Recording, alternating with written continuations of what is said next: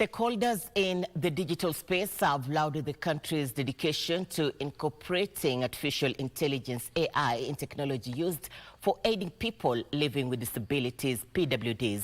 This, they say, will go a long way in not only making life easier, but help in approaching Africa's unemployment problem from a holistic perspective, particularly for persons living with disabilities. Speaking during the launch of the Center for AI SDG in Nairobi, UN High Advisory Board member on AI, Philip Tigo, noted that the United Nations is at the forefront in fostering inclusivity. He further lauded the steps being undertaken by local startups to alleviate inequality, especially among people with disabilities as well as the elderly.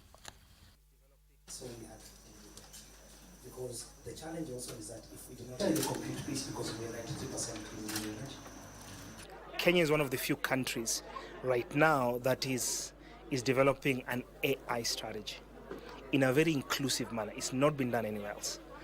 In a way that now we are trying to build the strategy from a multi-stakeholder approach and ecosystem. It's not unique to persons with disabilities. If you think about the biggest challenges for artificial intelligence, its adoption and implementation in Africa in particular, it's lack of relevant local data.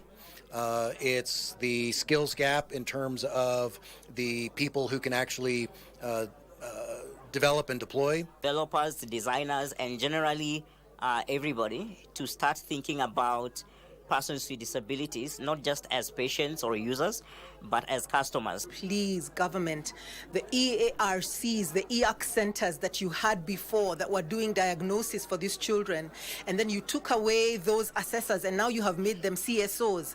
That means in the mashinani, there is nobody who's doing any diagnosis. about